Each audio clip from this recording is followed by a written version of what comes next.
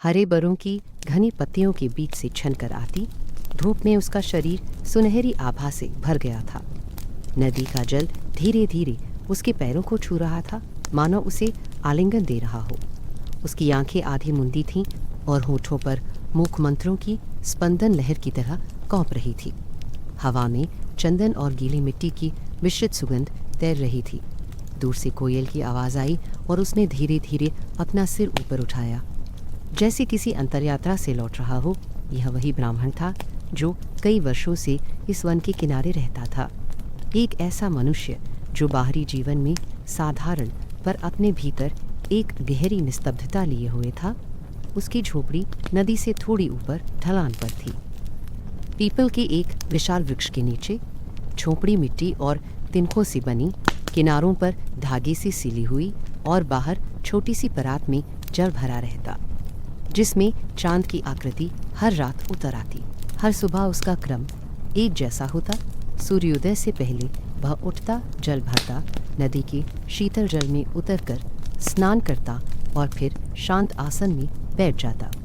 मंत्रों की ध्वनि बहुत धीमी होती, पर इतनी गहरी कि लगता जैसे हवा की गति तक बदल जाती हो। आसपास जब जल बहे, पक्षी बोलें और दूर किसी मृग की पगध्वनि सुनाई दे, इन सब के बीच वह स्थिर बना रहता। उसकी भुजाएं धीरे से गीले वस्त्र से चमक उठतीं, माथे की रेखाएं स्थिर रहतीं और उसकी दृष्टि कहीं दूर पर भीतर की ओर झांकती थी। वह दुनिया से कुछ चाहता नहीं था। उसका जीवन एक सरल नियम में बंधा था, कर्म, ध्यान और मौन। कुछ वर्ष पहले जब वह इस वन में आया था, तब यह वन उतना शांत नहीं था। कई जगह लोगों की आवाज़ें, पशुओं की हिंसक पुकारें और पत्तों के नीचे टूटे साधन बिखरे मिलते थे। धीरे धीरे उसकी उपस्थिति ने इस वन को भी बदल दिया। लोग जो पहले भय पाते, अब वहाँ शांति खोजने आने लगे। मगर ब्राह्मण को इन यात्राओं से कोई लगाव नहीं था। वह केवल उन यात्राओं से जुड़ा था जो भीतर चलती थीं, जहाँ सोचें थमती है और श्वास मात्र रह जाती है। तो जल में उनका प्रतिबिंब हिलता और लगता जैसे कोई रंगीन भोर उतर आई हो। ब्राह्मण उन्हें मौन देखकर मुस्कुराता। कभी कभी वह तिनके उठाकर उनकी ओर फेंकता और मोर उन्हें चोंच में ले जाते। उस क्षण में उसे किसी उपदेश की या पूजा की जरूरत नहीं लगती थी। वह बस जीव और प्रकृति के बीच के उस अनकहे संबंध को महसूस करता था। किसी को भी छूने की लालसा नहीं थी, केवल देखने और स्वीकारने की शांति थी। दोपहर में जब वन की हवा स्थिर हो जाती और झोंपड़ी के बाहर धूप एक पतली रेखा में लेटी होती, वह अपने मृदुल आसन पर बैठकर ग्रंथ की कुछ पंक्तियां पकता। उसकी उंगलियों के बीच पन्ने की महीन खड़खड़ाहट गूंजती, जैसे किसी प्राचीन शंख की आवाज़ हो। वहाँ कोई जल्दी नहीं थी। हर शब्द को वह ऐसे पढ़ता मानो मंत्र हो। उसका मन कभी किसी नाम या काल में नहीं अटका रहता। समय उसके लिए एक बहता हुआ झरना था, जहाँ हर क्षण पहले क्षण में मिल जाता था। शाम को जब सूरज ढलने लगता, वह अपने आश्रम के चारों ओर दीपक जलाता। मिट्टी की छोटी दियों की रेखा उसके आश्रम की गोद में टिमटिमाती।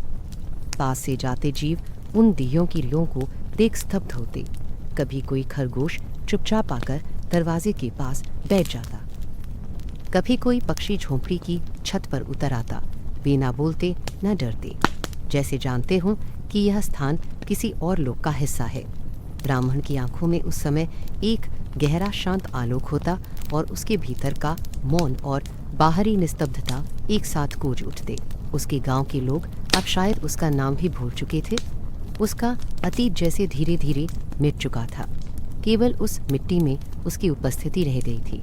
कभी कभी रात में जब हवा तेज बहती और पत्ते झड़ते, ब्राह्मण उन ध्वनियों में भी किसी गूढ़ रीति का संवेग महसूस करता। वह समझता कि हर गिरता पत्ता किसी नए जन्म की तैयारी है, हर बूंद किसी प्रार्थना का उत्तर है। उसके लिए संसार अब प्रश्न नहीं, उत्तर था। कभी कभी वह स्वयं से नहीं, पर किसी अदृश्य उपस्थिति से बात करता, महसूस करता। कोई स्पष्ट शब्द नहीं होते, फिर भी कहीं गहराई में संवाद चलता। वन, जल, आकाश सब मानो उसे एक दूसरे के भीतर घुलते से प्रतीत होते। उसकी हिंडोले जैसी सांसों में जीवन और शून्य एक साथ बहते रहते। उसका कमरा, उसका आसान, उसकी दिनचर्या सब इतने सरल कि उनमें असाधारण सौंदर्य छिपा रहता था। एक दिन उसने देखा कि नदी की धारा बदल रही है। पत्थरों के बीच से जल नई राह बना रहा था। वह देर तक उस बहाव को देखता रहा। उसे लगा जैसे जीवन भी इसी तरह अपना मार्ग खुद खोजता है, बिना विरोध, बिना आग्रह। उस रात जब वह सोने गया तो हवा में एक अजीब सन्नाटा था। उसके भीतर शांति नहीं, बल्कि शांति का भी एक स्थिर विस्तार था, जैसे सब कुछ उस निस्तब्धता में विलीन हो गया हो। उसने अपने दोनों हाथ जोड़कर आंखें बंद की। मन ना शब्द कह रहा था, ना भावना, बस मौन ही उसका अस्तित्व बन गया था। अगली सुबह जब चिड़ियाँ फिर से बोली और नदी की गहराई नीली होकर चमकी, ब्राह्मण ने आंखें खोली। उसकी दृष्टि में किसी साधक का वैराग्य नहीं, किसी कवि का रस नहीं, बल्कि एक बालक का विस्मय था। वह हर क्षण ऐसे देखता जैसे पहली बार देख रहा हो। समय के साथ उसके शरीर पर थकान की रेखाएं थीं, पर उसकी आभा में किसी दिव्यता की छाया थी। उसका जीवन कोई कथा नहीं रहा था। उस दिन भी वह वैसे ही नदी में उतरा, जल का स्पर्श हुआ और उसका मन बिल्कुल थम गया। वहाँ बहती ठंडी लहरों में मानो जीवन की सारी थकान घुल गई। सूर्य ऊपर उठ रहा था और उसकी किरणें उसके चेहरे पर गिरती हुई धीरे धीरे उस मिट्टी की रेखाओं में विलीन हो रही थी, जिनमें उसने वर्षों से अपने जीवन के चिन्ह बनाए थे। उसके होंठ फिर से किसी अदृश्य मंत्र में हिले और वायु में एक कोमल कंपन फैल गया। उस क्षण उसे लगा मानो यह वन अब उसका नहीं रहा, यह वह स्वयं बन चुका है। यह वन के भीतर गहराई तक चली आती उस पगडंडी पर उसके कदम बिना किसी उद्देश्य के बढ़ते जा रहे थे। धूप बिल्कुल हल्की थी और हवा का झोंका ऐसा जैसे कोई पुराना विस्मृत राग धीमे से सुनाई दे रहा हो। राह के दोनों ओर ऊंचे ऊंचे साल और सागौन के वृक्ष थे, जिनकी शाखाएं ऊपर जाकर एक दूसरे में उलझी थीं, मानो आकाश को बाहों में भर लिया हो। ब्राह्मण वर्षों से इस वन के किनारे रहता था, पर आज न जाने क्यों उसके मन ने उसे आगे बढ़ने के लिए कहा था। कोई बाहरी पुकार नहीं थी, कोई लक्ष्य भी नहीं, बस भीतर कुछ उसे खींच रहा था।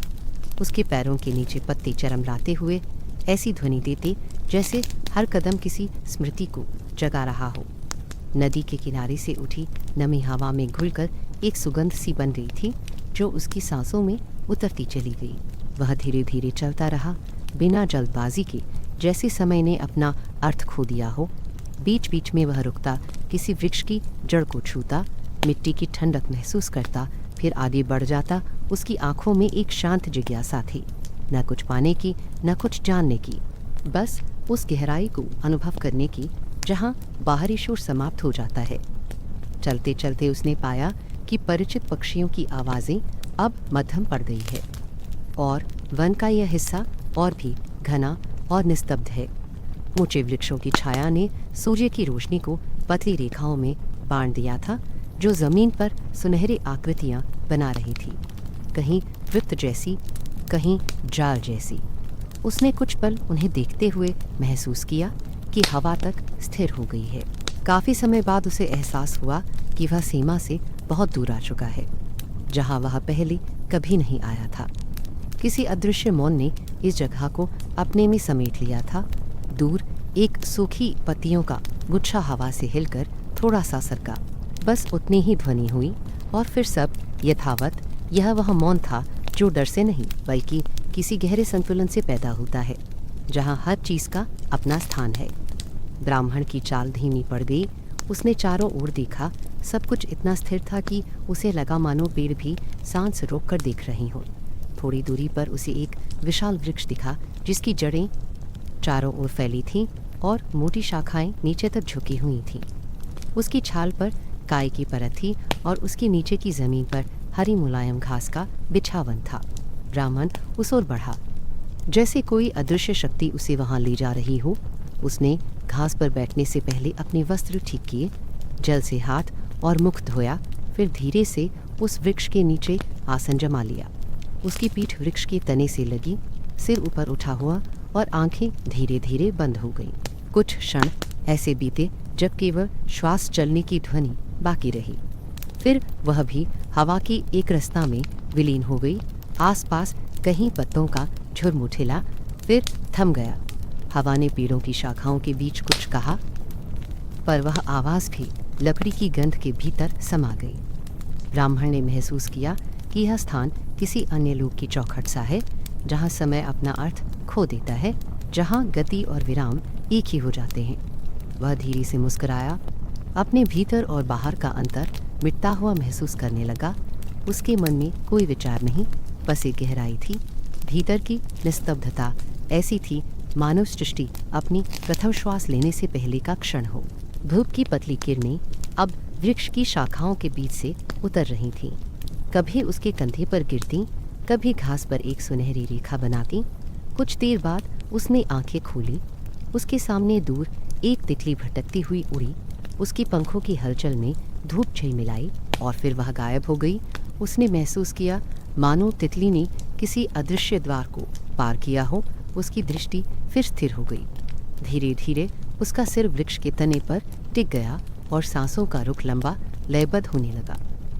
वह किसी गहरी अदृश्य शांति में उतर रहा था। शायद उस शांति में जो नींद के पार होती है। हवा की ठंडक अब उसके गालों पर हल्की लग रही थी।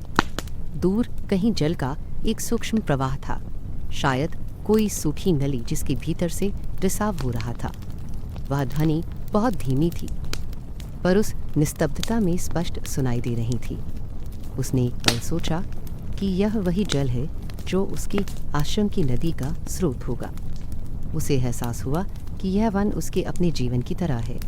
जितनी गहराई में जाओ, चीज़ें उतनी ही स्थिर, उतनी ही सत्य लगने लगते हैं। बाहरी चलना समझ की शुरुआत है, भीतर का ठहराव उसका उत्तर। समय बीतता गया या शायद रुक गया।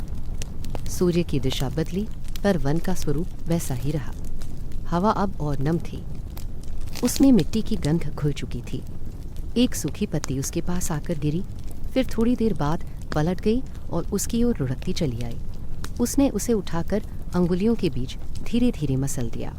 उस क्षण उसने सोचा, कितनी यात्राएं ऐसी होती हैं जिनमें बाहर कुछ नहीं बदलता, पर भीतर कुछ स्थायी हलचल में आ जाता है। यही हलचल फिर धीरे धीरे शांति बन जाती है। उसका सिर झुक गया। चेतना और स्वप्न के बीच की रेखा धुंधली होने लगी। हवा से आई ठंडक अब उसके कानों को छूती, बालों में उलझती और उसके भीतर तक पहुंचती। उसने बिना सोचे बस एक लंबी श्वास ली, फिर छोड़ दी और जैसे ही श्वास बाहर निकली, वही श्वास आसपास की हवा में गुम हो गई, पूरी तरह मानो कभी थी ही नहीं। वह वृक्ष, वह घास, वह प्रकाश, सब उसी श्वास के भीतर विलीन होते चले गए। ब्राह्मण ने कुछ नहीं सोचा। उसका अस्तित्व अब एक चुप्पी था जो सुनाई देने लगी थी। दूर किसी शाखा से अमरवेले की बेल गिर रही थी और फिर स्थिर हो जाती। उस दृश्य को देखकर उसके होठों पर हल्की मुस्कान उभर आई। यह मुस्कान किसी आनंद की नहीं, बल्कि उस मौन को स्वीकार करने की थी, जिसमें हर चीज़ अपना स्वर खोकर सार में उतर जाती है। उसने महसूस किया कि उसके भीतर अब कोई सीमा नहीं बची, जैसे वह हर अंकुर, हर पत्थर, हर लहर का हिस्सा बन गया हो। हवा की मृदुल थपकियों में उसका मन और भी गहरा डूबता चला गया। वृक्ष की जड़ों से लेकर उसके पांव तक वही ठंडी सी हरन थी, एक ही कंपन, एक ही भावना। उसका सिर पूरी तरह झुक गया और उसकी सांसों की गति और भी धीमी हो गई। उसकी पीठ के पीछे वृक्ष का तना हल्का गर्म था। सूरज की आखिरी किरणें उस पर पड़ रही थीं। अचानक कहीं दूर से एक हिरण की हल्की दौड़ की आहट आई, फिर वह भी थम गई। उसने बिना आंखें खोले ही उस घटना को महसूस किया। सब कुछ जैसे किसी प्राचीन लय में बंधा हुआ था। हर गति एक विराम में बदल जाती, हर ध्वनि मौन में लौट जाती और इन सब के बीच ब्राह्मण, जो अब केवल श्वास और चेतना का विलय था। शाम होने लगी थी। सूर्य की किरणें अब लालिमा लिए हुई थी। वन के भीतर उस रंग का विस्तार ऐसे फैल रहा था जैसे किसी कलाकार ने धीरे धीरे पीले पर गाढ़े लाल के हल्के रेखांश भरे हों। ब्राह्मण अब अचेत नहीं था, पर किसी गहरी शांति में डूबा था, जो नींद जैसी थी मगर नींद नहीं। उसके भीतर कोई स्वप्न नहीं था, कोई छवि नहीं, केवल अनुभव जो शब्दों से परे था। वह स्थिर बैठा रहा जब तक सूर्य पूरी तरह ढल नहीं गया, मगर उसे अंधेरे में भी प्रकाश का स्पर्श महसूस हो रहा था। उस रात वन में पहली बार ना कोई पशु बोला, ना कोई पत्ता हिला, मानो पूरा वन उसकी उसी निस्तब्धता का अंग हो गया हो। आंखें खुली तो चारों ओर वही हरा विस्तार था, लेकिन उस हरियाली में अब कुछ बदल गया था। वृक्ष वही थे, हवा वही थी, पर न जाने क्यों उसके भीतर एक अनजानी हलचल उठी। उसके कानों को लगा जैसे किसी ने बहुत दूर से उसका नाम पुकारा हो, इतना धीमे, इतना सूक्ष्म कि शब्द सुनाई ना पड़े, पर अर्थ भीतर तक उतर जाए। उसने धीरे से अपना सिर उठाया, चारों ओर देखा, सब कुछ शांत था। सिर्फ पत्तियों पर से टपकती ओस की चमक और हवा का हल्का स्पर्श। फिर भी उस शांति के भीतर कोई था। यह उसे पहली बार लगा जैसे कोई देख रहा हो, किसी छाया के पीछे से, किसी सांस की लय में छिपकर। वह धीरे से उठा, अपने वस्त्र झाड़े और चारों दिशाओं में दृष्टि घुमाई। न कोई पशु, न कोई पक्षी, दूर तक पेड़ों के तने खड़े थे। एक जैसी मुद्रा में हवा अब पहले जैसी ठंडी नहीं रही थी। उसमें एक हल्का कंपन था, ऐसा कंपन जो अनसुना रहते हुए भी शरीर के भीतर तक पहुंचता है। उसने अपने दोनों हाथ जोड़कर मन ही मन प्रार्थना की कि यह वन अपने समस्त जीवों सहित मंगल से भरा है। उसकी प्रार्थना किसी भय से नहीं, बल्कि उस अनजानी उपस्थिति के सम्मान में थी जो अब उसे महसूस हो रही थी। धीरे धीरे हवा का रूप बदलने लगा।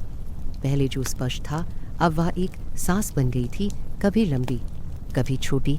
वृक्षों के पत्ते बिना हवा के भी हिलते दिखाई देने लगी। कहीं से कोई स्पष्ट ध्वनि नहीं थी, पर वायु में किसी पुरानी याद की सी गंध थी। ब्राह्मण ने पल भर के लिए आंखें बंद की।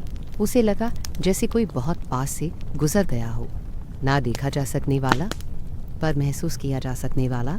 उसके हृदय में कोई भय नहीं उठा। वर्षों की साधना ने उसे सिखा दिया था कि जो भी दिखे या सुनाई दे वह भय का कारण नहीं, बल्कि प्रतीक होता है। उसने अपने भीतर देखा, मन पूर्ण स्थिर नहीं था, पर विचलित भी नहीं। एक ही प्रश्न धीरे से उठता और बुझ जाता है, यह कौन हो सकता है? क्या कोई जीव संकट में है? क्या किसी की आत्मा भटक रही है? या यह वन स्वयं उससे कुछ कहना चाहता है? उसके विचारों में लहरें उठीं, किंतु जल्द ही वे फिर से शांत हो गईं। वन की गहराई भी जैसे उसका उत्तर खोज रही थी। सूर्य धीरे धीरे पश्चिम की ओर झुक रहा था और पेड़ों की छाया लंबी होती जा रही थी। उन छायाओं के बीच कभी कभी लगता जैसे कोई आकृति चल रही हो, पर जब दृष्टि पहुंचती तो केवल पत्तियां मिलती। उसने अपने आसन के पास से एक सूखी टहनी उठाई और मिट्टी पर एक गोल रेखा बना दी। वह रेखा बिना सोचे बनी थी, पर उसमें एक अजीब संतुलन था, जैसे वह किसी चिन्ह की तरह उतर आई हो। और फिर उतनी ही हल्की ध्वनि के साथ बह चली। ब्राह्मण ने अपनी उंगलियां जमीन पर फैलाईं। मिट्टी की ठंडक उसके नाखूनों में भर गई। उसकी दृष्टि अब स्थिर थी, पर मन में एक हल्की करुणा फैल रही थी। उसे लगा शायद कोई आत्मा जो मार्ग खो चुकी है, इस शांति में आश्रय चाहती है। उसकी साधना ने उसे इतना संवेदनशील बना दिया था कि वह हर अदृश्य चीज की पीड़ा को बिना शब्दों के समझ लेता था। अचानक उसे महसूस हुआ कि वृक्ष के पीछे की ओर थोड़ी सी हवा केंद्रित हो गई है, जैसे कोई वहीं खड़ा हो। उसने उस दिशा में ध्यान लगाया। वहाँ कुछ नहीं था, सिर्फ जड़ों की जालियाँ और एक पुराना पत्तन जो धूप में आधा जला था, पर हवा ने वही दिशा चुनी थी। उसने धीरे से उठकर उस ओर कदम बढ़ाया। हर कदम के साथ पत्तों की आवाज़ बहुत हल्की होती जा रही थी, मानो वह किसी मौनकंप के भीतर चल रहा हो। वहाँ पहुंचकर उसने पैर के पास देखा। मिट्टी थोड़ी दबी हुई थी, जैसे किसी भारी चीज़ ने वहाँ देर तक ठहराव किया हो। वह झुका, अपनी हथेलियाँ वहीं रखीं। ज़मीन हल्की गर्म थी। उसने आंखें बंद की। अचानक उसे लगा जैसे कोई श्वास वहीं भीतर से आ रही हो। वह श्वास किसी मानवीय देह की नहीं, जैसे किसी अनादि शक्ति की थी, गहरी, स्थिर और धीमी। उसके कानों में अतीत की कोई ध्वनि गूंज उठी। वह समय जब देवता और असुर एक ही धरती पर चलते थे, जब वन बोलता था, जब जीव और आत्माएं एक दूसरे को सुन सकती थी। उसने आंखें खोली, उसके मुख पर भय नहीं बल्कि एक स्वीकृति की छिलमिलाहट थी। रात उतरने लगी थी, प्रकाश पत्तों के बीच से छूटते आखिरी स्वर्ण कणों में फंसा हुआ था। ब्राह्मण फिर से अपने वृक्ष के नीचे आ बैठा। उसने गहरी श्वास ली। हवा का स्वर अब अलग था, कभी मधुर कभी गहरा, जैसे हवा में किसी पुरानी वीणा की तार हिल रही हो। उसने सिर झुकाया। भीतर से कोई अदृश्य नाद सुनाई देने लगा। वह एक शब्द नहीं था, न कोई भाषा, पर उसके भीतर एक भाव था, थकान, पश्चाताप और गहरी करुणा से भरा भाव। ब्राह्मण के होठों से अनायास शब्द निकले, मंगल हो। वन ने उस शब्द को ऐसे समेटा जैसे धरती जल को समेट लेती है। धीरे धीरे उसने जाना कि यह आभास किसी भ्रम का नहीं, किसी वास्तविक उपस्थिति का है, जैसे कुछ अनदेखा अनकहा वर्षों से इस वृक्ष में वास करता हो। पेड़ों के पीछे छिपी भूमि अचानक उसकी दृष्टि में जीवंत हो उठी। उसे लगा हर तना, हर छाल, हर छाया, सब कुछ किसी गूढ़ संवाद की प्रतीक्षा में है। उसने हाथ जोड़कर प्रणाम किया और अपने मन में उस अज्ञात आत्मा के लिए प्रार्थना की। हवा ने उत्तर दिया, हल्के से पत्ते कांपे। वह कांपना इतना सूक्ष्म था कि लगा मानो हवा भी सहमति में सिर हिला रही हो। उस क्षण ब्राह्मण को समझ में आ गया कि यह वन केवल वृक्षों, जल और मिट्टी का नहीं, बल्कि उन अदृश्य उपस्थितियों का घर है जो समय से परे हैं। कुछ आत्माएं यहाँ विश्राम में हैं, कुछ प्रार्थना में। उसने स्वयं को उन सब का एक अंश महसूस किया। उसके भीतर की करुणा अब केवल किसी एक हेतु नहीं रही, वह संपूर्ण सृष्टि के प्रति फैल गई। उसने आंखें मूंदी। भीतर से एक गहरी शांति उठी। शायद वही शांति थी जो अदृश्य उपस्थिति से निकलकर उसकी आत्मा तक पहुंच गई थी। उस क्षण वन की हर ध्वनि उसके साथ एक लय में बहने लगी। वृक्ष सब एक ही मौन गीत गाने लगे, और उस गीत में कोई शब्द नहीं था, सिर्फ अस्तित्व का श्वास था जो ब्राह्मण की श्वास से जुड़ चुका था। हल्की हवा बांसों के झुरमुट में से गुजरती हुई ऐसी ध्वनि कर रही थी, मानो कोई उनके भीतर किसी गहराई से सांस ले रहा हो। पहले तो ब्राह्मण ने सोचा यह उस निस्तब्ध वन की सामान्य गूंज है, पर दूसरे ही क्षण उसे लगा कि वह स्वर हवा का नहीं, किसी जीव का है, बहुत धीमा पर अत्यंत करुण, जैसे किसी ने भीतर से पुकार की हो। वह वहीं खड़ा रह गया, वृक्ष की छाल से टिककर। कुछ देर तक उसने केवल सुना। झुरमुट की दिशा में हवा बार बार घूमकर आ रही थी, मानो वहीं उसे बुला रही हो। ध्वनि अब थोड़ी स्पष्ट थी, पर शब्दों में नहीं, केवल एक आह की तरह। उसमें कोई पुराना दुख था जो विनती भी बनता और पछतावा भी। ब्राह्मण उस ओर बढ़ा, धीरे धीरे, बिना कोई आवाज़ किए। हर कदम के साथ हवा की गूंज और भारी होती जा रही थी। वृक्षों की शाखाएं ऊपर से सिर झुकाए खड़ी थीं, जैसे वे भी उस ध्वनि को सुनने लगी हों। उसके पांवों के नीचे सूखी पत्तियां बिखरी थीं, पर वे उसके भार से भी नहीं चरमरा रही थीं। वह सांस रोककर आगे बढ़ा। अब उसके सामने बांस का एक घना झुरमुट था, ऊंचे पतले बांस जो एक दूसरे से सटकर खड़े थे, मानो बहनों का कोई समूह जो किसी रहस्य को अपने भीतर छिपाए हैं। जैसे ही उसने झुककर भीतर की ओर देखा, हवा ने बांस के सिरों को हिलाया और एक लहर सी दौड़ी। उसी के साथ एक नई आह आई, और गहरी और दुखपूर्ण। उसके शरीर का ताप धीरे धीरे घटने लगा। उसे महसूस हुआ जैसे चारों ओर की हवा स्थिर हो गई है और इस झुरमुट के भीतर समय कुछ पल के लिए थम गया है।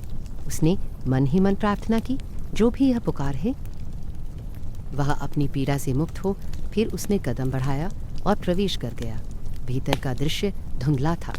बांस इतने घने थे कि दिन का प्रकाश भी एक हल्की हरित झिलमिलाहट में बदल गया था। वहाँ ठंडक थी, मिट्टी की सौंधी गंध और किसी छिपे हुए जीवन का संकेत।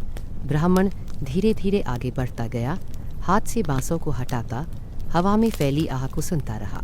वह ध्वनि अब उसके बहुत पास थी, इतनी पास कि उसे लगा जैसे उसके भीतर ही कोई बोल रहा हो। अचानक उसने देखा कि सामने जमीन पर कुछ हलचल हुई। एक बड़ी छाया धीरे धीरे उठने की कोशिश कर रही थी। पहले तो वह केवल एक आकार जैसा लगी, भारी, अस्फुट और थका हुआ। फिर आंखें दिखाई दी, गहरी बुझी हुई पर दूर से झिलमिलाती दो चिंगारियां, जिनमें याचना थी। ब्राह्मण कुछ क्षण वहीं स्थिर रह गया। हवा थम गई थी और बांसों के बीच मधुमक्खियों सा मौन तैर रहा था। अब उसने समझ लिया था यह कोई राक्षस है, पर वह वैसा भयावह नहीं था जैसा लोक कथाओं में बताया जाता है। उसके स्वरूप में थकान थी, पीड़ा थी और शायद किसी लंबी प्रतीक्षा की छाया। उसके शरीर की त्वचा पर मिट्टी और सूखे रक्त के धब्बे थे। उसके अंग ढीले पड़े थे और उसके चारों ओर एक अजीब गंध थी। ना दुर्गंध, बल्कि एक ऐसी गंध जो जले हुए स्वप्नों की होती है। ब्राह्मण का हृदय सहज रूप से मृदुल हो उठा। भय का कोई चिन्ह उसके भीतर नहीं था।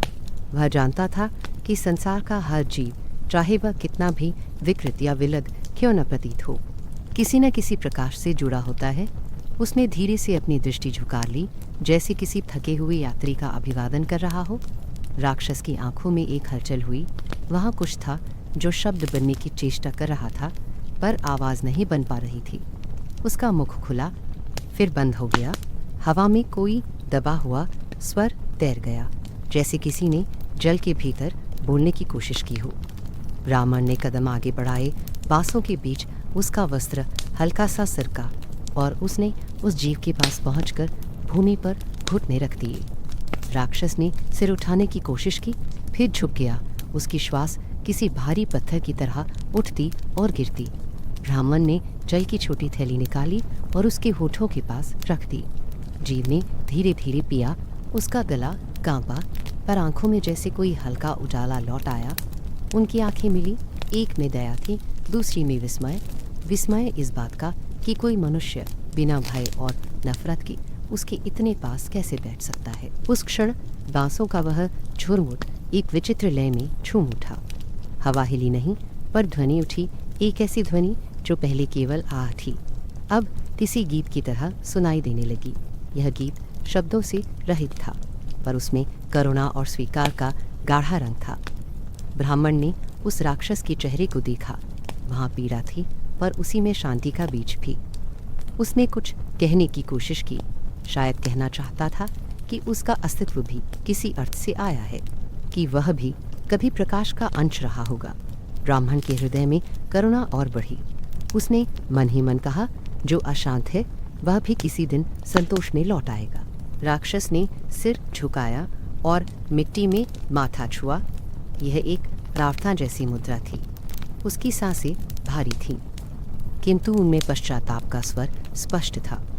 बांसों के झुरमुट से बाहर प्रकाश की एक रेखा भीतर उतर आई थी। वह रेखा राक्षस के मुंह पर पड़ी और उसकी आंखों में हल्का तेज उभरा, जैसे किसी बुझी चिंगारी में फिर से प्राण आया हो। ब्राह्मण ने वही देखा जिसे केवल साधक देख सकता है, विकृति के भीतर छिपी दिव्यता। उसने कुछ नहीं कहा, केवल अपने हाथ आगे बढ़ा दिए। राक्षस ने कांपते हुए उन हाथों को देखा, जैसे बहुत समय बाद किसी को देखकर विश्वास करना कठिन हो रहा हो कि दया अभी अस्तित्व में है। कुछ देर वे दोनों वैसे ही स्थिर बैठे रहे। हवा अब बांसों के बीच से शांतिपूर्वक बह रही थी। आकाश का रंग गाढ़ा नीला हो गया था और सूर्य अब छुप चुका था। वन का वातावरण बदल रहा था। पहले जो भय था वह अब संकोच में बदल गया और फिर किसी गहरी मौन स्वीकृति में। ब्राह्मण ने धीरे से कहा, तू भी इस सृष्टि का एक अंग है। तू इसमें बुरा नहीं, बस भटका हुआ है। उसका स्वर इतना शांत था कि वह धरती के भीतर तक उतर गया और उसके कंधे की मांसपेशियां शिथिल हो गई। उसके भीतर की ज्वाला अब राख में बदल रही थी। बांसों पर बहती हवा अब नए स्वरों में बदल गई थी। वे स्वर किसी वीणा के तार जैसे थे, धीमे, लंबेतर और गहरे। पूरा झुरमुट मानो प्रार्थना कर रहा था। ब्राह्मण और राक्षस उस मौन लय का हिस्सा बन गए। बिना किसी भेद के, बिना किसी शब्द के, राक्षस अब मिट्टी पर सिर टिकाए था और ब्राह्मण उसकी सांसों की गति में संसार का वह सत्य सुन रहा था जो ग्रंथों में नहीं लिखा जा सकता। वहाँ बांसों के बीच पहली बार उसने जाना कि दया का अर्थ केवल देना नहीं होता, कभी कभी केवल उपस्थिति भी उतनी ही बड़ी होती है। राक्षस की भारी देह मिट्टी पर झुकी हुई थी और उसकी सांसें उस शांति में धीमी कंपन पैदा कर रही थीं, जो बांसों के झुरमुट में अब ठहरने लगी थी। ब्राह्मण उसके पास थोड़ा और झुका। उसने देखा कि हवा के साथ राक्षस का शरीर हल्का हिल रहा है, जैसे हर श्वास उसके भीतर की ज्वाला और बुझा रही हो। उस भयानक रूप के पीछे कुछ था, थकान का, बीते अपराधों का और शायद किसी अज्ञात भय का भार। ब्राह्मण ने अपनी हथेली बढ़ाकर उसके पास की मिट्टी पर रखी, बस इतनी निकट कि वह कह सके, मैं सुन रहा हूँ। राक्षस ने सिर उठाने की कोशिश की। उसके गले में रुकी हुई आवाज़ जैसे पत्थरों के पीछे से बहता हुआ पानी हो, भारी, टूटती और गहरी। उसने कहा, शब्दों के बीच लंबी सांसें लेते हुए, बहुत वर्षों से यहाँ हूँ, कोई समय नहीं जानता, कोई नहीं आता। मैं बांसों और छायाओं में छिपा रहा, ना जीव ना मृत्यु, बस कैद। वह रुका, जैसे अपने भीतर के शब्दों को खोज रहा हो। उसकी दृष्टि ब्राह्मण के शांत चेहरे पर गई और किसी आश्वासन की तरह वहीं ठहर गई। कुछ क्षण तक हवा की धीमी सरसराहट उसके शब्दों को सहलाती रही। फिर उसने कहा, कभी मैं भी दीपक जलाता था मंदिरों में, अब उसी प्रकाश से भय करने लगा हूँ। तब मुझे शक्ति का मोह था, मैंने उस मोह में वध किया, अपमान किया और फिर हर बार सोचा यह संसार ही मेरा है। लेकिन जब सब छिन गया तब जाना, इस देह की भूख के आगे मैं स्वयं कितना छोटा हूँ। उसकी आंखों में एक पुरानी ज्वाला झिलमिला उठी, जो पछतावे की रोशनी में कमज़ोर पड़कर बुझती जा रही थी। उसने आगे कहा, यह वन मेरी सज़ा बन गया। वर्षों से यहाँ भटक रहा हूँ। पहले वन मुझसे डरता था, पर अब वह भी मौन हो गया है। कभी मैं खुद को पुकारता हूँ, पर अपनी ही आवाज़ नहीं पहचानता। मुझे नहीं पता मैं कब से हूँ, किंतु अब बस एक चुप्पी बची है जो मुझे हर पल चीरती है। उसकी आवाज़ काँप गई और भूमि पर उसकी उंगलियाँ मिट्टी में धंस गईं। एक क्षण ऐसा था जब ब्राह्मण को लगा कि वन का हर पेड़ उसकी बात सुन रहा है, हर पत्ता इसी स्वीकार के भार में झुक गया है। ब्राह्मण का चेहरा निस्तब्ध था, पर उस निस्तब्धता के भीतर करुणा का गाढ़ा प्रकाश था। उसने धीरे से कहा, जो अपने ही कर्मों को पहचान ले वह नष्ट नहीं होता। यह पश्चाताप भी एक प्रज्ञा है जो स्वयं में दोष देख सकता है। वह भीतर से शुद्धि की ओर बढ़ता है। उसके स्वर में ना तो आश्चर्य था, ना किसी न्याय का संकेत। यह वैसा ही शांत स्वर था जैसा नदी का जल, जो बहते हुए हर पत्थर को स्पर्श करता है पर किसी से झगड़ता नहीं। राक्षस ने सिर झुका लिया। उसने मिट्टी में कुछ रेखाएं खींची, फिर अपने पंजों से उन्हें मिटा दिया। क्या मेरे लिए भी लौटना संभव है? उसकी आंखें ब्राह्मण के शब्दों के उत्तर की प्रतीक्षा में थीं, लेकिन उनमें भय की जगह एक बच्चा सा प्रश्न था। ब्राह्मण ने हल्का मुस्कान भरा निश्वास लिया। उसने आकाश की ओर देखा। पेड़ों की ऊपरी शाखाएं हिल रही थीं, जैसे कोई उन्हें सुन रहा हो। ईश्वर की शरण में सबके लिए स्थान है। उसने कहा, धूल भी सूर्य की किरण पर नाच सकती है यदि उसका भार छोड़ दे। वह उठा, बांसों की दिशा में देखा, फिर झुककर राक्षस की ओर हाथ बढ़ाया। तू अपने भीतर प्रकाश को देख, वह बुझा नहीं है, तू केवल राख में बैठा है। मैं तुझे वह मार्ग बताऊंगा जहाँ शांति शब्द नहीं रहेगी बल्कि अस्तित्व बन जाएगी। राक्षस ने बिना कुछ बोले उसकी ओर देखा। उसके होठ कांपे, पर आवाज़ नहीं आई। हवा में अब नई लय थी। जो पहले थकी और टूटी थी, वह अब कुछ मृदुल हो चली थी। ब्राह्मण ने अपने चारों ओर देखा। बांस हल्के से झूम रहे थे। उनकी लंबी छायाएं भूमि पर ऐसी आकृतियां बना रही थीं जैसे कोई अदृश्य देवता अपने चरण रखकर अब इस स्थल को पावन कर रहा हो। उसने फिर कहा, जहाँ स्वीकार है वहाँ मुक्ति है। जब तू स्वयं को क्षमा करेगा तभी तुझे क्षमा मिलेगी। ईश्वर भीतर है, बाह्य मार्ग केवल माध्यम है। राक्षस के गले से एक श्वास निकली, बहुत धीमी, पर उसमें वर्षों की जकड़न टूटी। उसकी आंखों से कुछ अश्रु झरे जो मिट्टी में मिल गए। प्रकृति ने उन आंसुओं का भी स्वागत किया। हवा कोमल हो गई। पत्तियां अपनी सरसराहट में एक राग जैसी ध्वनि निकालने लगी, कुछ वैसा जैसा बहते जल का नाद। ब्राह्मण ने ध्यान दिया, वह केवल शब्द नहीं कह रहा, बल्कि वन स्वयं उस संवाद में भागीदार हो गया है। उसका पूरा अस्तित्व शांति की प्रतिध्वनि बन गया। तू बसेरा वहीं बनाएगा जहाँ प्रकाश है, ब्राह्मण ने कहा, लेकिन पहले मन में छिपे अंधकार को स्वीकार करना होगा जो रोध करता है, वही उलझन में रहता है। उसने अपनी मुद्रा सीधी की और आंखें बंद कर लीं। कुछ पल तक वह चुप रहा। उसकी सांसें एक मृदुल मंत्र की तरह उठी और घिरी हवा में खुल गई। राक्षस के भीतर भी कुछ हिला। उसके शरीर की कठोरता थोड़ी ढीली पड़ी, जैसे किसी भार ने उसे वर्षों बाद छोड़ा हो। उसने धीरे से कहा, मैंने कभी समझा नहीं कि मौन भी एक मार्ग होता है। युद्ध में मैं जीतता रहा, पर अपने भीतर हारता गया। ब्राह्मण ने उसकी आंखों में देखा और बोला, मौन ही वह अग्नि है जो अशांति को भस्म कर देती है। तू अब उस अग्नि को भीतर जलने दे, बाहर नहीं। जब वह शांत हो जाएगी, तू भी शांत हो जाएगा। धीरे धीरे हवा ने उनकी बातों को उठा लिया। बांस अब इतने कोमल स्वर में गूंज रहे थे जैसे किसी स्तुति का आलाप हो रहा हो। कहीं कोई भय नहीं, केवल वह करुणा जिसका भार हर जीव साझा करता है। ब्राह्मण ने देखा कि उसके सामने यह राक्षस अब कोई राक्षस नहीं रहा। वह एक थका हुआ प्राणी था जो अपने भाग्य से नहीं, अपने अपराध से मुक्त होना चाहता था। काफी देर तक वे दोनों कुछ नहीं बोले, केवल हवा बोलती रही।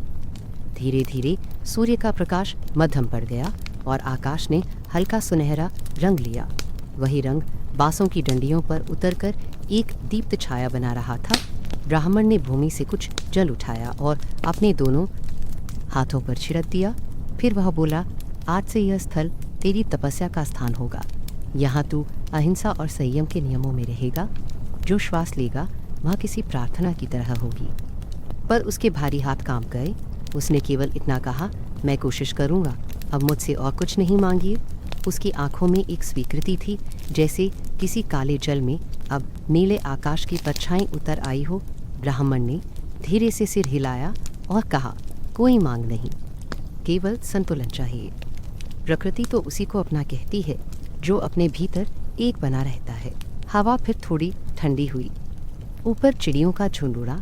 वे बहुत दूर तक नहीं गईं, केवल उस झुरमुट के ऊपर घूमते हुए रुक गईं। राक्षस ने सिर उठाकर उन्हें देखा।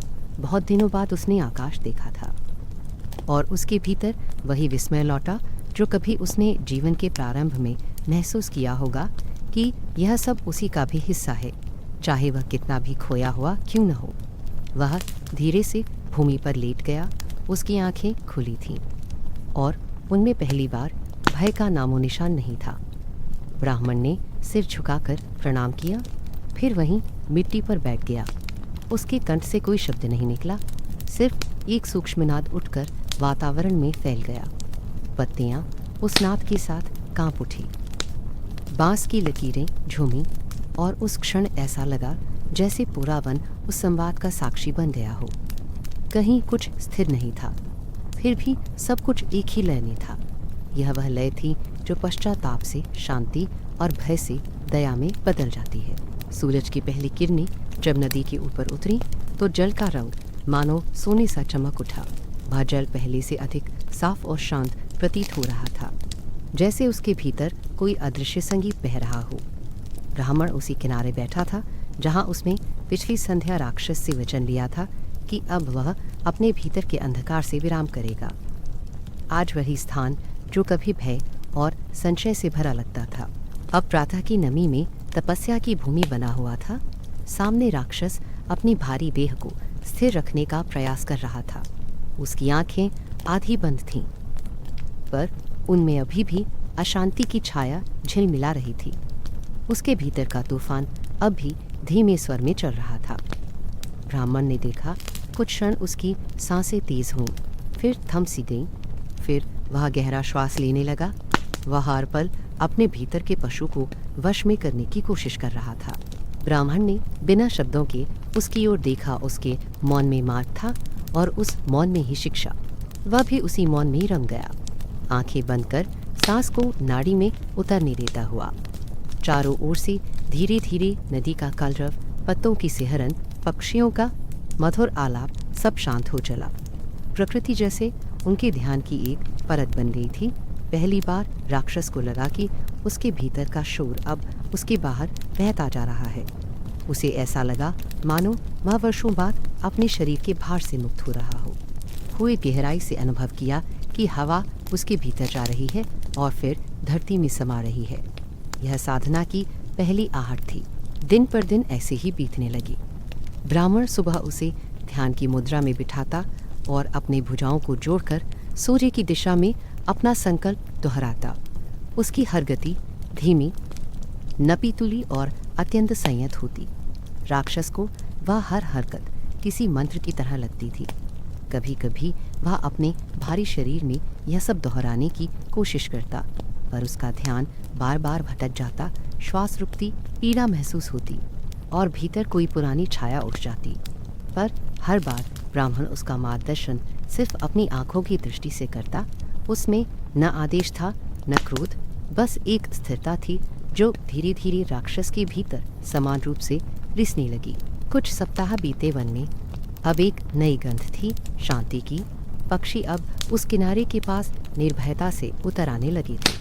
पहले जहाँ वे राक्षस के डर से दूर उड़ जाते थे, अब वे उसी के पास बैठकर मिट्टी में चोंच चलाते। वह कभी उन्हें देखता, कभी अपने हाथों में जल लेकर उन्हें छिड़कता, जैसे स्वयं उनके स्पर्श से पवित्र हो रहा हो। ब्राह्मण ने मन ही मन देखा था कि हिंसा और पशुता के पीछे जो सूखापन था वह अब धीरे धीरे मृदुता में बदल रहा है। उसने एक दिन धीरे से कहा, जब तू सांस ले तो केवल अपने भीतर मत देख। यह वही वायु है जो वृक्षों की शाखाओं में बहती है और वही जो इन पक्षियों के पंखों तले है। जब सांस तुझ में आती है तो तू भी उसी सृष्टि का भाग बन जाता है। राक्षस ने उसकी बात सुनी नहीं। महसूस की वह पहली बार बिना प्रश्न किए मौन में डूब गया। रात्रि के समय जब चांद नदी में उतर आता, तब ब्राह्मण और राक्षस दो छायाओं की तरह उस तट पर बैठते। उनके बीच केवल जल की ध्वनि थी जो समय का बोध मिटा देती थी। हवा का झोंका आता, वस्त्र हिलते और फिर बस वही मौन रहता जो हर प्राणी के भीतर जन्म के पहले से रहता है। राक्षस अब पहले जैसा क्रोधित नहीं होता था। जब कोई सांप उसके पास से गुजर जाता या कोई उल्लू उसके ऊपर बैठता तो वो शांत रहता। उसकी आंखें अब भय या घृणा से नहीं भरती, उनमें केवल स्वीकृति थी। वह ब्राह्मण को देखता और सोचता, जिस धैर्य से यह व्यक्ति मेरे भीतर भी ईश्वर देखता है, शायद वही ईश्वर मेरे भीतर भी विद्यमान है। समय की गति बड़ी धीमी थी, पर वन के प्रत्येक जीव ने उस परिवर्तन को देखा। एक दिन जब सूर्यास्त की बेला थी और भूमि पर लंबी छायाएं फैली हुई थीं, एक हिरनी अपने बच्चे के साथ राक्षस के सामने रुकी।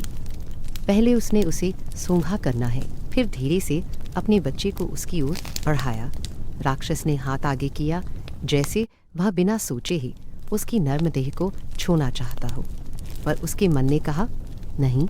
उसने केवल अपनी उंगलियां मिट्टी में डाल दी और वहीं रहा। हिरणी अपने बच्चे समेत उसके ठीक पास आई और चरने लगी। यह क्षण ब्राह्मण की आंखों में एक स्थायी स्मृति बनकर रह गया। धीरे धीरे राक्षस के भीतर जो ज्वालाएं थीं वे नहीं बुझीं, पर अब वे जलने के स्थान पर तप बन गईं। तप का अर्थ था सहन करना, देखना, मौन रहना। अब वह जब प्रातः आसन पर बैठता, उसकी सांसें नियमित होने लगी। एक सूक्ष्म गति में वह अपने भीतर कुछ फैलता हुआ अनुभव करने लगा। उसे लगता कि वह किसी दीवार के पार जा रहा है, जहाँ न भय है न पश्चाताप, बस शून्यता है। कई बार उसके चेहरे पर मुस्कान कौंध जाती और ब्राह्मण उस मुस्कान में वह विजय देखता जो किसी बाहरी युद्ध से बड़ी होती है। मंत्र अब केवल शब्द नहीं रह गए थे। जब ब्राह्मण सुबह जल में उतरकर मंत्रोच्चार करता तो राक्षस बैठा हुआ हर ध्वनि की कंपन को महसूस करता। कोई मंत्र उसके कानों से प्रवेश करता, रीढ़ में उतरता, फिर हृदय तक पहुंचता। उसे लगता जैसे उसके भीतर के पाप शब्दों की रोशनी में पिघल रहे हैं। वह अब कम बोलता था क्योंकि उसके भीतर बहुत कुछ स्वयं बोलने लगा था। कभी कभी जब हवा चलती और पेड़ झूमते तो उसे लगता कोई अदृश्य वस्तु उसे छू रही है। शायद वही शांति जिसकी कामना उसने अपने पहले शब्दों में की थी।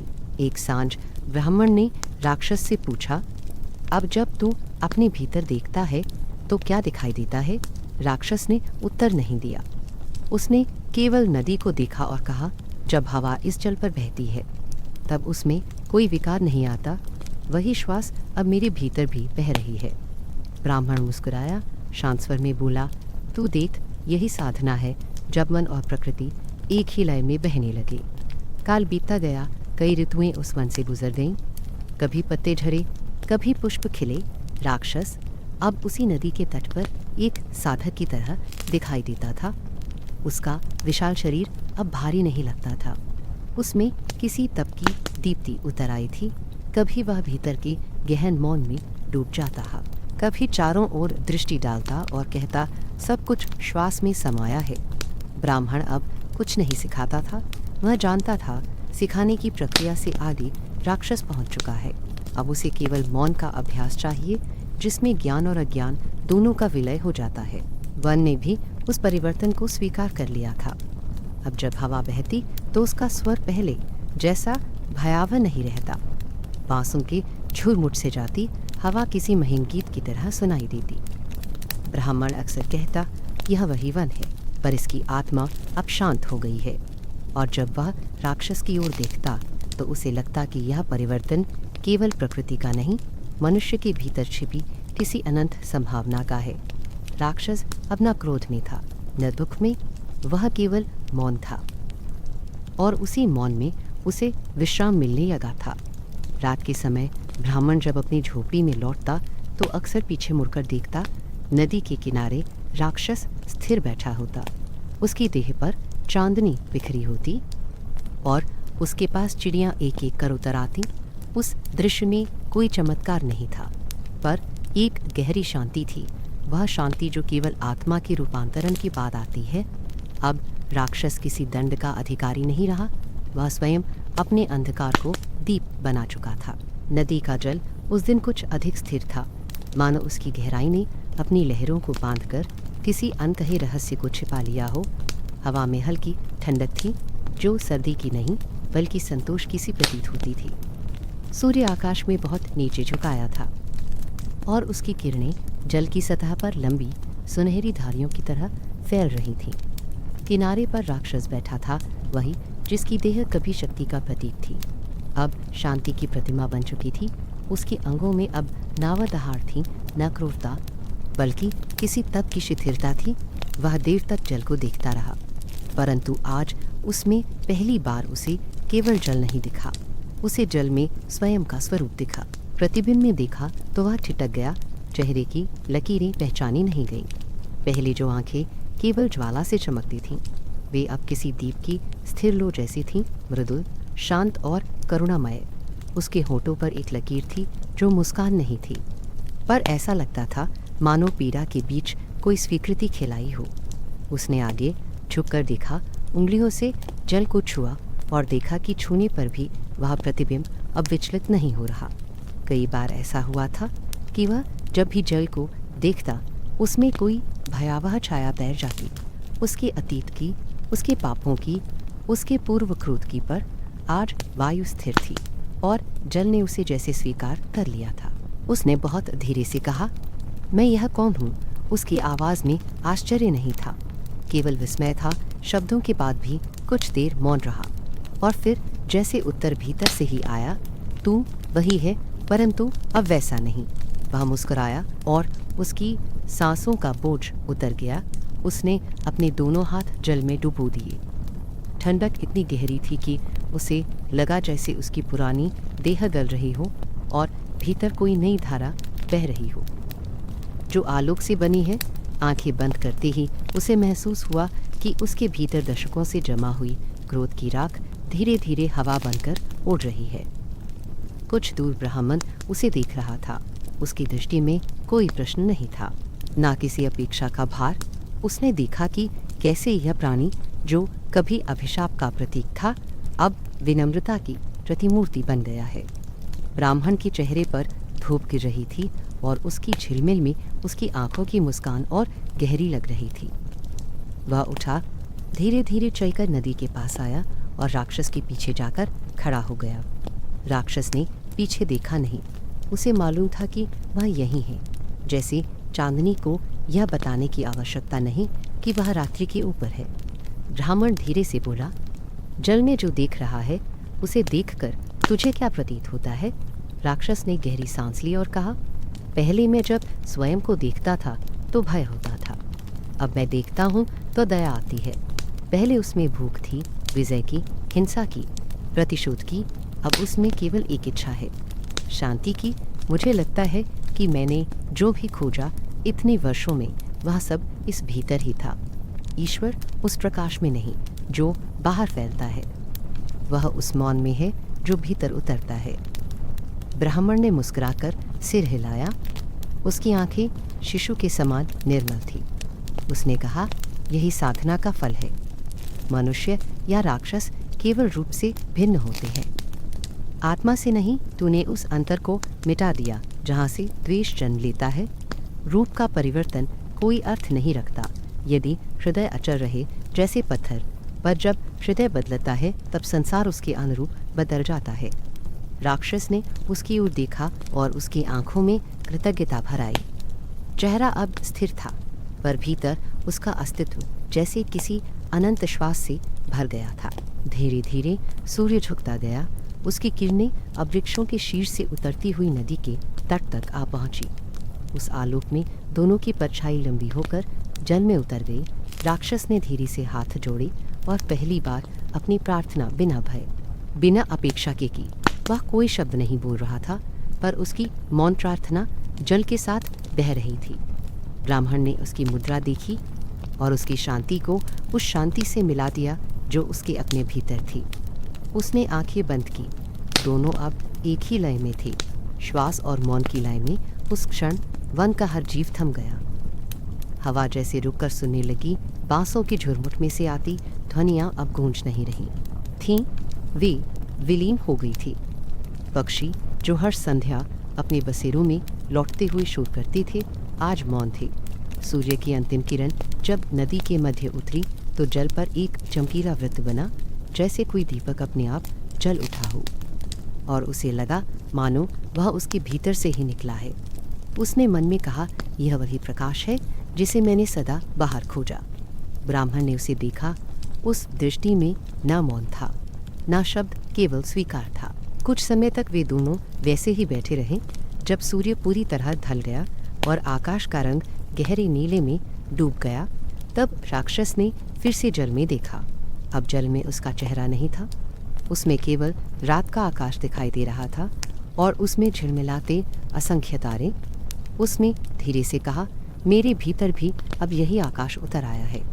विस्तार, शांति और ना कोई सीमा उसकी आवाज़ में काम फट गई थी। अब उसमें स्थिरता थी। ब्राह्मण ने उसके शब्दों में वही सत्य सुना जिसे साधक वर्षों ध्यान में खोजता है। उसने सिर झुकाया और कहा, अब तू मुक्त है। तेरा स्वरूप अब उस अंधकार से नहीं बंधा रहा जिसने तुझे बांध रखा था। तू अब प्रकाश का अंश है और हर श्वास उस ईश्वर का नाम है जिसे तू भीतर पा चुका है। वन अब पूरी तरह शांत था। समय जैसे ठहर गया हो। पेड़ों की पत्तियां स्थिर थीं, हवा तक स्थिर थी, जैसे सारा जग किसी ध्यान में बैठ गया हो। उस क्षण केवल दो चेतनाएं थीं, एक नदी के इस पार, एक नदी के भीतर, और दोनों एक थीं। राक्षस के चेहरे पर हल्की मुस्कान आई। उसने ब्राह्मण की ओर देखा और कहा, अब मुझे किसी मुक्ति की कामना नहीं, जो भीतर पाया है वही सबसे बड़ा वरदान है। अब इस शांति को मैं इस वन में छोड़ना चाहता हूँ, ताकि हर जीव इस मौन से सीखे। ब्राह्मण ने उसकी बात सुनकर गहरी दृष्टि से मुस्कुराया। उसने हाथ उठाए और आकाश की ओर देखा। न किसी देवी का आवाहन, न किसी अनुष्ठान की भावना, केवल एक मौन निवेदन। उस मौन में ब्रह्मांड की हर ध्वनि समा गई। जब उसने हाथ नीचे किए तो राक्षस ने भी वही मुद्रा दोहराई। दोनों की हथेलियां एक साथ भूमि को छू गई। उस क्षण धरती से एक हल्की गर्म लहर उठी, जैसे वन स्वयं उस साधना का आशीर्वाद बन गया हो। फिर थम गया। उनका मौन अब प्रकृति के मौन में मिल गया। धीरे धीरे अंधकार और गहरा हुआ। पर उस अंधकार में अब भय नहीं था, वह आश्रय सा लग रहा था। ब्राह्मण ने अपनी आंखें खोली और देखा राक्षस की देह अब मंद आलोक में नहाई हुई थी, जैसे किसी प्रकाश ने भीतर से उसे रेखांकित कर दिया हो। वह दृश्य ऐसा था कि शब्द उस तक पहुंच सकते तो टूट जाते। नदी का जल अब किसी स्वप्न की तरह चमक रहा था। ब्राह्मण ने मन में कहा, जिस क्षण आत्मा स्वयं को पहचान लेती है, उसी क्षण संपूर्ण सृष्टि पहचान में बदल जाती है। राक्षस ने सिर झुकाया और बहुत धीमे, लगभग फुसफुसाहट में कहा, मैं अब अपने भीतर लौट गया हूँ। ब्राह्मण ने उसकी ओर देखकर कहा, और वहीं सत्य है। वे दोनों कुछ देर तक ऐसे ही बैठे रहे, नदी की निस्तब्धता में, उस शांति के बीच जिसमें सभी दिशाएं अपना अर्थ खो चुकी थी। जल के ऊपर उगता चांद धीरे धीरे सब पर उतर आया। अब न कोई राक्षस था, न कोई ब्राह्मण, केवल मौन और उसका आलोक। वृक्षों की पत्तियों पर जब पहली ओस की बूंदें उभरी और सूरज की किरणों में झिलमिलाने लगी, तो पूरा वन किसी अनदेखे उत्सव में जाग गया। यह वही वन था जो बरसों पहले अंधकार और भय से भरा था, जहां हर सरसराहट के साथ कोई अदृश्य सिहरन फैल जाती थी। पर अब हवा का स्वर बदल चुका था। जहां कभी खामोशी में आशंका का बोझ छूटता था, वहां अब वही खामोशी सुकून में बदल गई थी। राक्षस जिस तट के पास कभी कराहता और विलाप करता था, उसी स्थान से अब शीतल वायु की लहरें बहती। उस स्थान पर एक नई हरियाली उगी थी और नदी का जल पहले से भी अधिक पारदर्शी हो गया था। ऐसा लगता था मानो इस धरा ने उस आत्मा के परिवर्तन को महसूस कर लिया हो, जिसने अपने भीतर का विष बाहर फेंक दिया था। ब्राह्मण प्रतिदिन सुबह नदी के किनारे आता। वह जल में अपना प्रतिफल नहीं ढूंढता था, बल्कि जल को वैसे ही देखता जैसे कोई मूर्तिकार अपने सृजन को अंतिम बार शांत दृष्टि से देखता है। उसके आसपास चिड़ियाँ उतर आती, कभी गौरैया, कभी कोयल, तो कभी रंग बिरंगे तोते। वे बिना किसी भय के उसके पैरों के पास आ बैठती। कभी कभी राक्षस भी उनके मध्य बैठा रहता। अब उसकी देह वही थी, पर उसकी चाल में, उसकी दृष्टि में एक विलक्षण कोमलता उतर आई थी। उसके विशाल हाथों से जब कभी वह जल उठाकर फल या बीजों पर छिड़कता, तो ब्राह्मण को लगता जैसे यह वही प्राणी नहीं, यह तो इस वन की आत्मा बन गया है। धीरे धीरे वृक्षों ने नई शाखाएं निकालनी शुरू की। बांसों का झुरमुट जहाँ पहले एक गूंजती आह सुनाई देती थी, अब मधुर संगीत से भरा रहता। जब हवा उस बीच से गुजरती, तो बांस इतनी मृदुल स्वर में गाते कि रात्रि का सन्नाटा भी उन्हें सुनने ठहर जाता। फूल जो कभी यहाँ न खिले थे, अब जमीन की नमी से ऊपर झांकने लगे। छोटे छोटे नीले और पीले पुष्प किनारों पर फैल गए। उनके ऊपर मधुमक्खियाँ मंडराती और हवा में मधुमक्खियों का गुनगुन गीत घुल जाता। यह बदलाव ऐसा था जिसे किसी के आदेश से नहीं, किसी आत्मा के शुद्ध होने से रचा गया था। राक्षस अक्सर वृक्ष की छाया में बैठता। ब्राह्मण के शब्द अब उसके भीतर ध्वनि नहीं, दृष्टि बन चुके थे। जब कभी कोई यात्री दूर से उस पथ से गुजरता, तो उसे आश्चर्य होता कि इस वन में इतनी शांति कैसे संभव है। कई लोग रुककर कुछ समय वहाँ बैठ जाते। वे कहते, ये जगह किसी यज्ञ की भूमि जैसी लगती है, यहाँ हवा में भी कुछ पवित्र है। और सच यही था। यह वही भूमि थी जहाँ हिंसा ने हार मानी थी, जहाँ क्रोध प्रार्थना बन गया था। वहाँ का प्रत्येक पत्ता, प्रत्येक जलकण मानो किसी मौन जप में लीन था। एक संध्या ब्राह्मण नदी किनारे बैठा अपने वृक्ष की छाया में था। पत्तों के बीच से आती हवा उसके कपड़ों को धीरे धीरे हिला रही थी। उसने देखा, राक्षस अब दूर किनारे पर बच्चों के एक समूह को देख रहा है, जो खेलते खेलते वन के भीतर आ गए थे। वे फल तोड़ रहे थे, जल में पत्थर फेंक रहे थे। पहले ऐसा दृश्य इस वन में असंभव होता। यहाँ वहम था, भय था, पर अब उन बच्चों की हंसी इस स्थान की शांति में भी मधुर लग रही थी।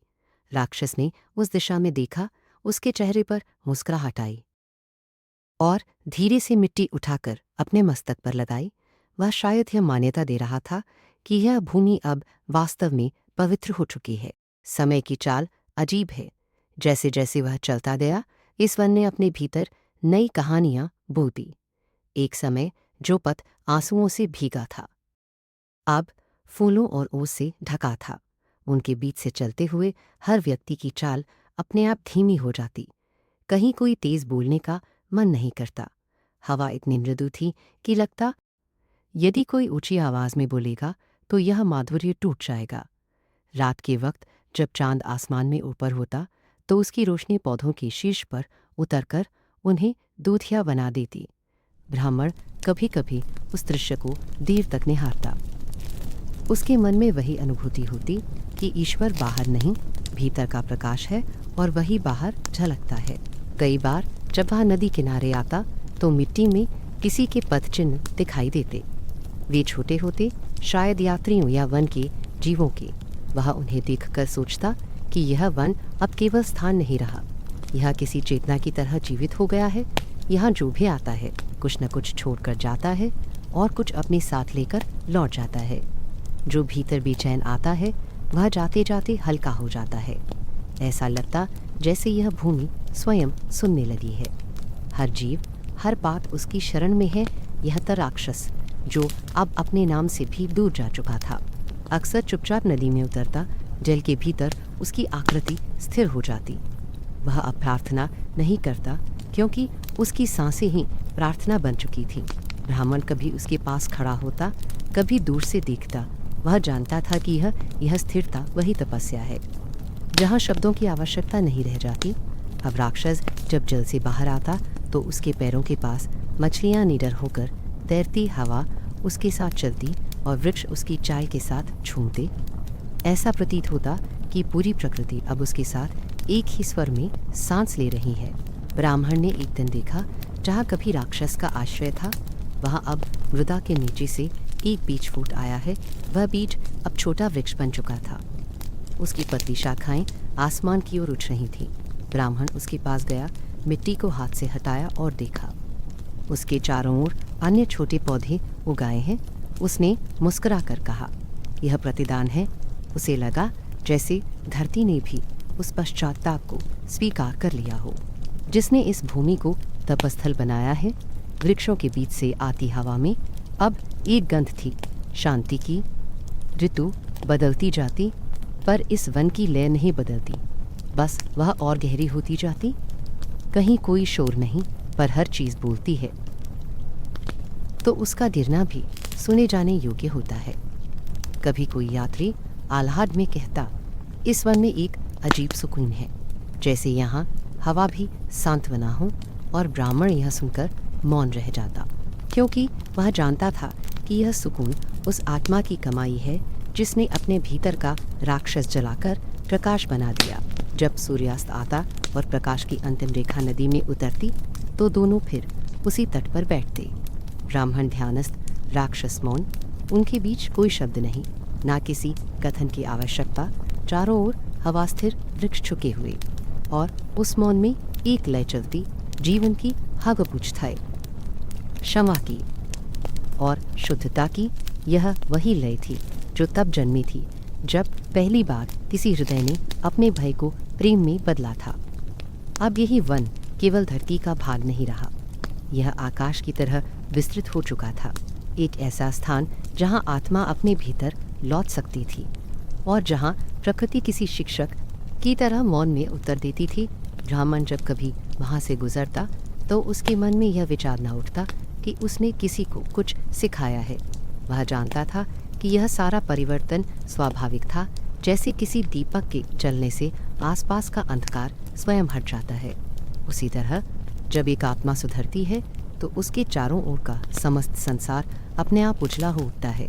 और अब यह वन, यह हवा, यह जल सब उसी प्रकाश से भरे हुए थे जिसने एक राक्षस को साधक बना दिया था। सुबह की धूप धीरे धीरे वन के भीतर उतर रही थी। पेड़ों की शाखाओं से झरती हुई किरणें भूरे रंग की मिट्टी पर सुनहरी धारियों की तरह फैल रही थीं। हवा में ओस और फूलों की मिलीजुली सुगंध थी जो हर सांस के साथ कुछ भीतर तक उतर जाती थी। नदी अब पहले से भी शांत थी। उसकी लहरें जैसे किसी गहरी तंद्रा में थमी हुई थीं। केवल सूरज का प्रतिबिंब उसमें हल्के हल्के कांपता था। ब्राह्मण उसी किनारे खड़ा था जहाँ कई ऋतुओं पहले उसने पहली बार राक्षस को देखा था, उसके मन में एक अजीब निस्तब्धता थी। न दुख न प्रसन्नता, बस एक शांत स्वीकृति। राक्षस उसके सामने था। उसकी आंखों में उस दिन की ज्वाला नहीं थी, सिर्फ एक निर्मल गहरी शांति थी जो किसी दीर्घ तपस्या के अंत जैसी लगती थी। उसके स्वरूप में अब कोई क्रूरता शेष नहीं थी। अब वह केवल प्रकाश और छाया के बीच खड़ा एक जीव था, जिसने अपने भीतर के अंधकार को देख भी लिया था और पार भी कर लिया था। उसने बहुत धीमी आवाज़ में कहा, मैं तैयार हूँ। शब्द इतने कोमल थे कि जैसे हवा ने उन्हें बिना किसी कंपन के उठा लिया। यह वाक्य वर्षों के पश्चाताप, साधना और मौन की संधि थी। उसका अंतिम उद्घोष, पर उसमें कोई हाहाकार नहीं था, केवल शांति थी। ब्राह्मण ने उसके शब्द सुने और उसकी ओर बढ़ा। उसने उसकी आंखों में देखा। उनमें अब भय नहीं था, बल्कि उस कृतज्ञता का विस्तार था जो किसी आत्मा के मुक्त हो जाने पर उठता है। राक्षस ने धीरे धीरे झुककर ब्राह्मण के चरणों को स्पर्श किया। वह क्षण मौन में भरा था, पर उसमें अनगिनत भाव थे। स्वीकृति, करुणा और विदा। मिट्टी की नरमी में उसके स्पर्श का निशान रह गया। ब्राह्मण ने अपना हाथ उसके माथे पर रखा। उसकी हथेली में वह ऊष्मा थी जो केवल तप से जन्म लेती है। उसने कहा, तू अब उस मार्ग पर जाएगा जहाँ देह नहीं। धारणा रहती है जो कुछ तूने सीखा है उसे केवल अपने लिए न रख, जो भी लोक में उतर वहाँ यह शांति बांट देना। राक्षस के होठों पर हल्की मुस्कान आई। वह मुस्कान किसी आनंद की नहीं, बल्कि संतोष की थी। उसने धीमे स्वर में कहा, आपने जो दिया वह वचन नहीं, जीवन था। मैं इसे अपने साथ लेकर जाऊंगा। ब्राह्मण के चारों ओर हवा में हल्के कंपन उठे। ऐसा लगा जैसे स्वयं वन ने इस क्षण को सुना और अपने भीतर समा लिया हो। पक्षियों ने चुप रहकर इस संवाद को देखा। बांसों के झुरमुट में हिलना बंद कर दिया। समय जैसे रुक गया था। कुछ पल वे दोनों वैसे ही खड़े रहे, एक मौन गुरु और सामने एक शिष्य जिसे अब शब्दों की आवश्यकता नहीं थी। सूर्य अब ऊंचाई की ओर बढ़ रहा था और उसकी किरणें राक्षस के चेहरे पर पड़ी। उस प्रकाश ने उसकी देह को छुआ और उसकी त्वचा में से किसी दीप की लौ जैसी आभा झलकी। ब्राह्मण ने अनुभव किया कि उसका अस्तित्व अब स्थूल नहीं रहा। उसमें हल्कापन था, किसी प्रकाश की तरह फैल जाने की क्षमता। हवा अचानक एक मधुर गान में बदल गई। कोई दृश्य संगीत नहीं था, पर उस नाद में ऐसा प्रतीत हुआ जैसे पूरा वन उनके बीच गा रहा हो। वृक्षों की पत्तियां झुकी, घास थरथराई और नदी की सतह पर लहरें जन्म लेकर विलीन हो गई। राक्षस ने एक बार फिर सिर झुकाया। उसकी आंखों में आंसू थे, पर वे दुख के नहीं थे। उनमें वह प्रवाह था जो आत्मा के मुक्त होने से पैदा होता है। उसने कहा, जिस पथ पर आपने मुझे चलना सिखाया वह अंत नहीं था, वह तो प्रारंभ था। अब मैं जान गया हूँ कि हर जीव के भीतर ईश्वर निवास करता है, भले वह कितना भी गिरा क्यों न हो। मेरे भीतर जो अग्नि थी वह अब आराधना बन गई है। ब्राह्मण ने उत्तर नहीं दिया। उसकी आंखें दहन थीं, जैसे किसी शांत सागर की सतह जिसके नीचे सब उत्तर पहले से ही हैं। धीरे धीरे सूर्य का प्रकाश और गाढ़ा हो गया। वह अब राक्षस की आकृति पर बिखरने लगा। उसके पैरों के पास की धूल चमकने लगी और हवा में हल्की गंध उभरी, जैसे किसी चंदन की लकड़ी से उठी हो। ब्राह्मण ने हाथ उठाया और आशीर्वाद देते हुए कहा, तू जिस लोक में जाएगा वहाँ प्रकाश तेरे साथ जाए, तेरी उपस्थिति वहाँ जगा दे जहाँ सोए हुए हृदय हैं। तू अब राक्षस नहीं, एक जागी आत्मा है। इन शब्दों के बाद कुछ हुआ जो न बोलने योग्य था, न देखने योग्य। हवा ने उसकी देह को छुआ और उस स्पर्श से उसका स्वरूप धीरे धीरे धुंधला होने लगा। पहले उसके पैरों से, फिर उसकी भुजाओं से, मानो कोई अदृश्य किरण उसे भीतर से खींच रही हो। उसके चेहरे पर अंतिम क्षणों तक वही शांति रही, अदौल उज्ज्वल। उसका शरीर अब आकार नहीं रहा, केवल एक चमक रह गई थी। ब्राह्मण पीछे हट गया। उसकी आंखें नम थीं, पर हृदय स्थिर। वन में एक धीमी ध्वनि उठी। नदी का जल गुनगुनाया, जैसे किसी प्राचीन मंत्र की प्रतिध्वनि। बांसों की छाया में से बहती हवा ने एक मधुर लय में स्वयं को फैलाया और उस लय में लगा जैसे कोई दिव्य संदेश बह रहा हो। वह धुन कुछ समय तक वातावरण में रही, फिर जैसे आकाश की ओर चढ़ गई, उस समय ब्राह्मण ने देखा आकाश में सूर्य के मध्य एक पतली रेखा उठी है, सुनहरी और स्वच्छ, जो धीरे धीरे विलीन हो रही थी। राक्षस अब उस रेखा का हिस्सा बन गया था। कोई ध्वनि नहीं, कोई विस्मय नहीं, केवल एक अत्यंत शांत आलोक, जैसे अस्तित्व ने अपना एक अंश पुनः सृष्टि को लौटा दिया हो। काफी देर तक ब्राह्मण वहीं खड़ा रहा।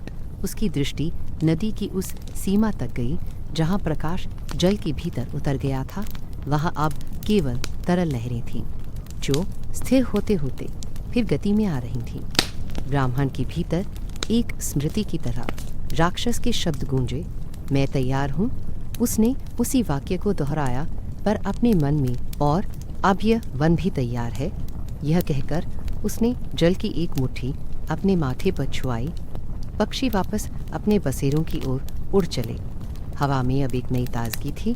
बांसों के पत्ते हिलते हुए एक मृदु झनकार उत्पन्न कर रहे थे, जो किसी गूढ़ आराधना का संगीत बन गई। ब्राह्मण धीरे धीरे अपने आश्रम की ओर लौटने लगा। हर कदम के साथ उसके पैरों के नीचे की मिट्टी नम होती जाती, जैसे धरती स्वयं उस विदाई में सहभागी हो। उसे लगा यह आशीर्वाद केवल राक्षस को नहीं, पूरी सृष्टि को मिल गया है। रास्ते में उसने देखा कि वह वृक्ष, जिसके नीचे कभी वह और राक्षस ध्यान में बैठते थे, अब भरपूर खिला हुआ था। फूल ऐसे फैले हुए थे मानो किसी ने मौन वर्षा के रूप में उन्हें आसमान से गिराया हो। उसने वृक्ष की जड़ में जाकर हाथ रखा। वहाँ की मिट्टी से एक मृदु ऊष्मा मिली। उसने आंखें बंद कर ली। उस मौन में उसे कोई शब्द नहीं सुनाई दिए, पर एक भाव अवश्य महसूस हुआ, शांति और एक हल्की सी मुस्कान जो अब भी हवा में तैर रही थी, जैसे राक्षस का कोई अंश इस वन में रह गया हो। शाम होने लगी। सूरज जंगल के पार उतर गया था। ब्राह्मण ने पीछे मुड़कर एक बार फिर नदी की ओर देखा। उस दिशा में अब धुंधली ज्योति थी, पर उसे लगा जैसे वहाँ अभी कोई प्रकाश गतिक्रम में है। धीरे धीरे अदृश्य रूप में उसने सिर झुकाया और प्रार्थना की। वह प्रार्थना किसी एक जीव के लिए नहीं, अपितु उस संपूर्ण अस्तित्व के लिए जिसे आत्मा ने स्पर्श किया था। हवा फिर से हल्के स्वर में बह उठी, जैसे स्वयं प्रकृति ने उस विदाई को स्वीकार लिया हो। शांति अब वन की मिट्टी में बस चुकी थी। आश्रम का द्वार खुलते ही हवा का एक परिचित झोंका भीतर आया। वहीं मिट्टी की गंध, वहीं नदी की मधुर सरगम, वही पीपल का विशाल वृक्ष जो हर ऋतु की सांसों का साक्षी रहा था। पर इस बार उस समूचे दृश्य में कुछ बदला हुआ था। सब कुछ वैसा ही होते हुए भी अलग लग रहा था, जैसे किसी अदृश्य हाथ ने इस जीवन के सूत्रों को अधिक मृदुलाई में बांध दिया हो। ब्राह्मण ने अपने चरणों से मिट्टी झाड़ी और कुछ क्षणघास पर स्थिर खड़ा रहा। उसकी दृष्टि अब बाहर नहीं, भीतर बह रही थी। सामने बहती नदी ऐसी लग रही थी जैसे उसे पहचान कर मुस्कुरा रही हो। उसकी लहरें आलोक से भरी थी और हर तरंग कहती थी सब कुछ अब अपने स्थान पर है। वह धीमे कदमों से झोपड़ी के बाहर भीतर चला गया। दीवारों पर समय की गंध थी, जिस पर चढ़े चूने में पीलेपन की एक हल्की परत थी। धूप की एक पतली किरण खिड़की की खांच से भीतर गिर रही थी, जिसमें धूल के कण किसी भटकते ब्रह्मांड की तरह नाच रहे थे। ब्राह्मण ने दीप उठाया, पर उसे जलाया नहीं, सिर्फ अपने हाथों में थाम कर देखा। दिए की मिट्टी ठंडी थी, पर उसमें एक हल्की ऊष्मा थी, शायद शेष प्रार्थनाओं की। वह दिए को उसी स्थान पर रखकर आसन पर बैठ गया। बाहर नदी की ध्वनि एक धीमे मंत्र की भांति चल रही थी। संध्या जब ढलने लगी तो पूरे वन पर हल्की सुनहरी आभा उतर आई। पक्षियों के झुंड अपनी अपनी डालियों पर लौट रहे थे और हवा में उनके पंखों की झिलमिल नृत्य सी प्रतीत होती थी। ब्राह्मण ने अपने वस्त्र थोड़ा समेटा और नदी की दिशा में देखा। उसे अब हर प्रवाह में एक रहस्य नहीं, बल्कि एक स्वीकृति महसूस होती थी, मानो जल भी जानता हो कि उसका बहना ही उसका धर्म है। इस अनुभूति में एक गूढ़ तृप्ति थी जो शब्दों से पार थी। धीरे धीरे रात उतर आई।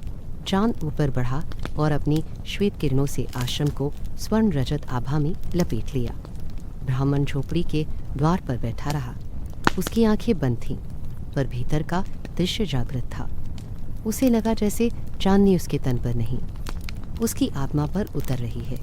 अंदर एक सागर सा फैल गया जिसमें कोई लहर नहीं, सिर्फ गहराई थी। वह वहीं कुछ देर बैठा रहा, स्थिर और मौन ली। उसके सामने राक्षस का चेहरा झिलमिला गया। वह पुरानी आकृति नहीं, बल्कि वह रूप जो अंत में प्रकाश में विलीन हो गया था। उसे उसका नाम, उसका अतीत याद नहीं आया, सिर्फ उसकी दीप्ति याद आई, वह शांत मुस्कान जो विलय का संकेत थी। ब्राह्मण के होठों पर हल्की मुस्कान आई और उसने अपने हृदय में कहा, वह मुक्त हुआ और मैं भी। यह स्मृति कोई पीड़ा नहीं, कोई स्मरण भी नहीं, बस एक लय थी जो मौन में बह रही थी। थोड़ी देर बाद उसमें दीप जलाया। लौ छोटी थी पर उसकी स्थिरता अद्भुत थी। हवा जरा सी भी हिलती तो भी वह नहीं कांपती। ब्राह्मण उस लौ को देखता रहा, जैसे वह लौ हर बीते क्षण को शांति में बदल रही हो। उसे लगा कि अब संसार में कुछ शेष नहीं जिसे वह समझना या पाना चाहता हो। समझ अब अनुभूति बन चुकी थी और अनुभूति उस शांति में विलीन।